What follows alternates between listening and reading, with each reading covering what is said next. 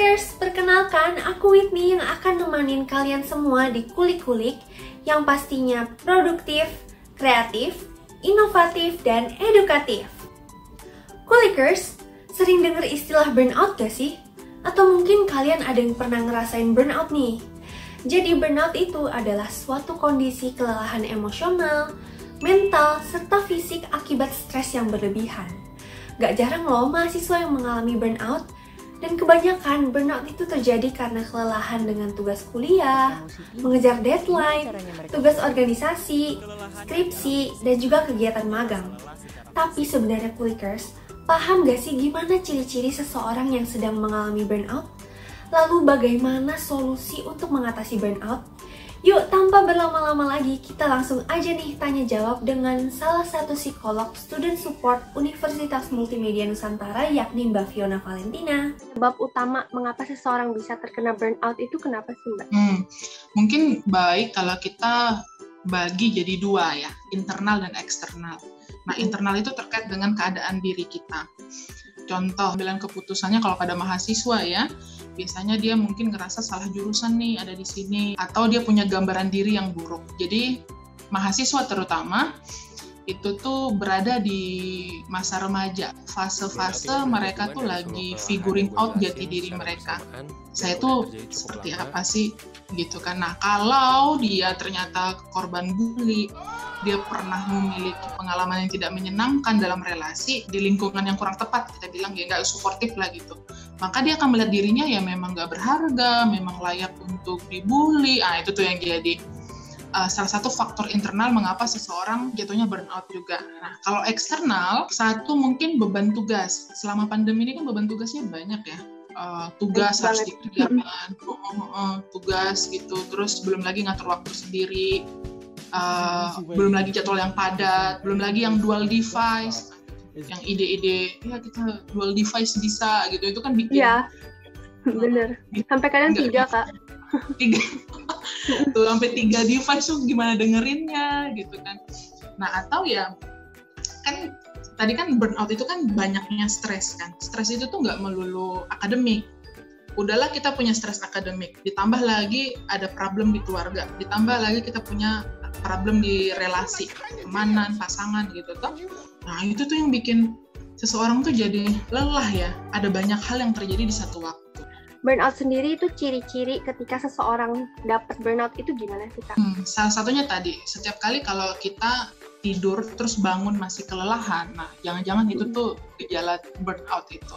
Nah, lalu mungkin jadi nggak pede, merasa nggak mampu untuk menyelesaikan tugas-tugas karena nggak termotivasi tadi itu kan. Terus beberapa sih somatisasi. Somatisasi itu di titik bagaimana mahasiswa atau individu itu gejala psikisnya mempengaruhi fisik.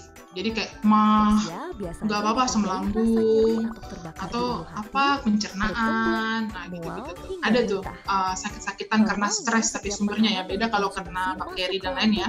Nah, ini karena stres.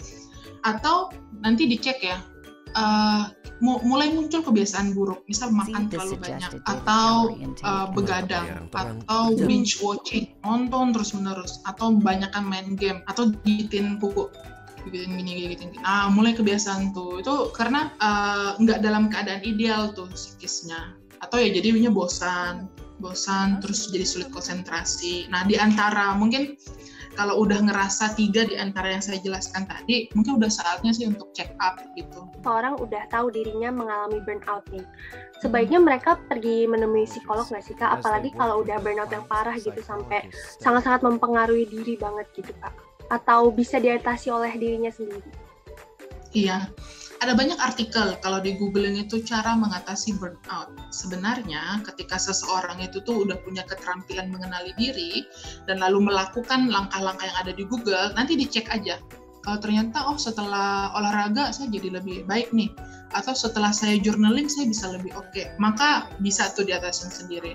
Kalau misalkan kesulitan, maka kita butuh cermin, yaitu psikolog tadi, untuk ngasih tahu, ini nih yang biasanya nggak terjadi, tapi ketika burnout jadi terjadi nih di kamu, kebiasaan-kebiasaan buruk, misalkan gitu kan.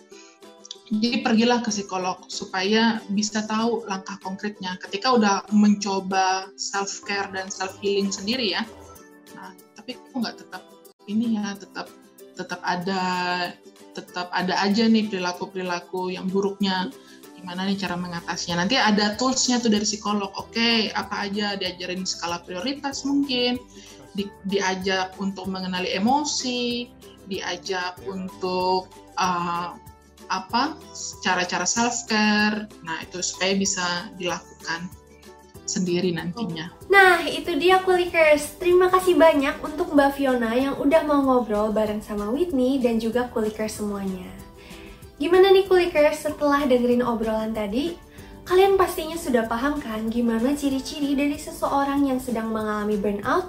Lalu apa saja akibat dari burnout dan bagaimana cara mengatasi burnout terutama pada mahasiswa? Capek itu wajar, apalagi mahasiswa yang lagi kuliah online pasti merasa tertekan.